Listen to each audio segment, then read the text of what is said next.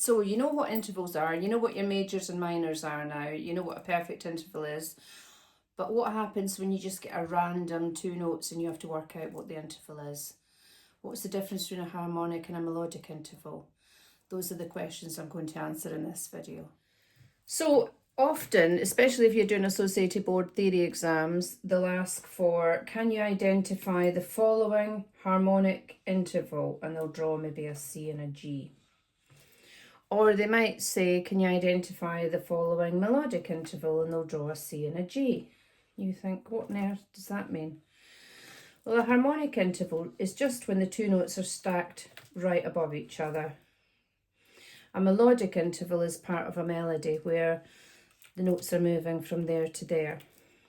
So here they would be played at the same time. Here they would be played separately. That's the melodic interval. That's the only difference. It's going to be the same number, so you count up again on your fingers, C, D, E, F, G, it's a fifth. C, D, E, F, G, it's a fifth. So it's going to be the same answer. What did we say a fifth was? Perfect. Yeah? There are more than one type of fifth, but we will get on to that soon. I just, again, like I said the other day, do everything logically. So there's your harmonic and melodic. I'll just slide this open for a second. So you know what those intervals are now. And hopefully you'll feel comfortable with that. The other thing that happens is in an exam, you'll have been practicing all the time, you'll be doing loads of theory past papers, and suddenly you get into the exam and there'll be this random question saying, right, what's this interval from F to C? Okay? And if you're asked, what's this interval from F to C, you think, well, how do I even start that? Well, always start from the bottom and work up, as I've said before, F to C. So here we're in the scale of F. So think about your F major scale. Does it have a C in it? F, G, A, B flat, C. Yes, it does. Therefore, F up to C is 5 notes, so it's a fifth. Okay? What type of fifth is it? Well, it's in an F major scale, so it must be a perfect fifth. I will attach the video we've done on this work at the end in case you need to revise. However, if we're going from F to C sharp, you think that looks really tricky. What would F to C sharp be? Well, it's not going to be a perfect fifth this time because it's larger than a perfect. I wonder if you know what's larger than a perfect. The answer is augmented. Now, that's quite an old-fashioned word. You know, if you augment somebody's glass of wine, it means you pour more in, make it larger. Augmented just means to make an interval larger. So let me show you. The top note's been made larger, so there's F to C. It's been made larger by a semitone, so it's now F to C sharp. But I would still work it out using your alphabet, F, G, A, B, C, so you know it's some sort of fifth. F to normal C is a perfect fifth, so you think, well, it's not normal C, it's a C sharp. Is it larger or smaller than a perfect? It's larger. Therefore, it must be an augmented fifth. You with me?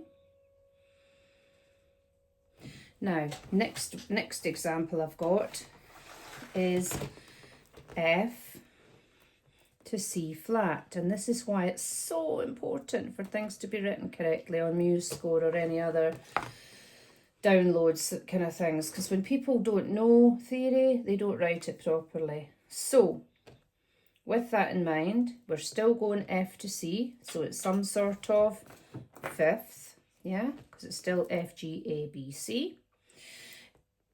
Think of F to C would be your perfect fifth. So this is F to C flat. Now, I think, well, I've never seen a C flat before, but you have, you just didn't realise it. There's C. Down a semitone from C is C flat.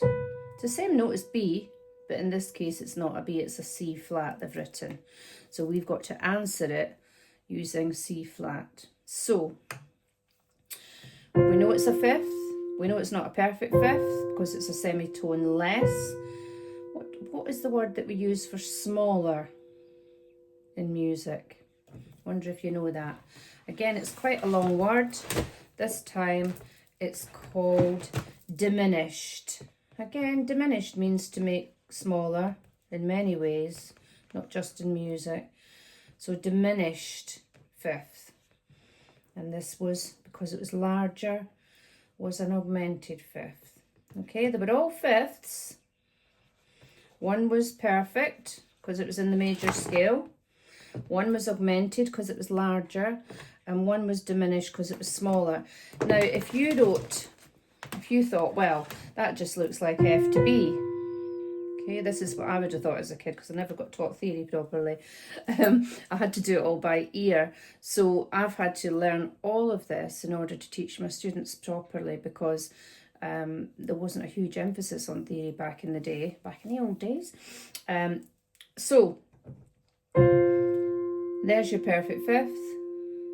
If you saw that and thought, oh, well, that's just 1, 2, 3, 4, you would get the wrong answer because they haven't written a fourth. They've written F to C, which is a fifth, F, G, A, B, C.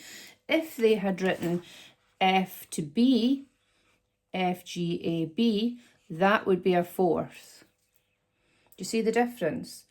So if I play you that, and then I play you that, it's the same sound, but it's written differently. Just the same as certain words in English, you know, certain words are the same. We pronounce them the same, like through, but we spell them differently. So be very careful in your grade 5 theory. Now, I'm planning to do a live session next week on YouTube at some point. And when I do, I want you to come armed with questions from your theory papers if you're doing a grade 5 theory. Or this is grade 4 going into 5. You need to know all of this really well before you start doing more extended intervals beyond an octave, but we'll get on to that next week. If there's anything you'd like me to go over, just leave a note in the comments if you think it's still a bit tricky, because intervals, this is why I'm spending so much time on intervals videos. Intervals is the chapter that people find the most difficult up to grade 5. At grade 5, you've also got transposition, completely different topic, equally difficult. But intervals do take quite a few weeks to get under your skin. Once you've got them forever. So don't worry about it. Again, do some of the examples in the grade 5 theory book. I can give you more examples as well.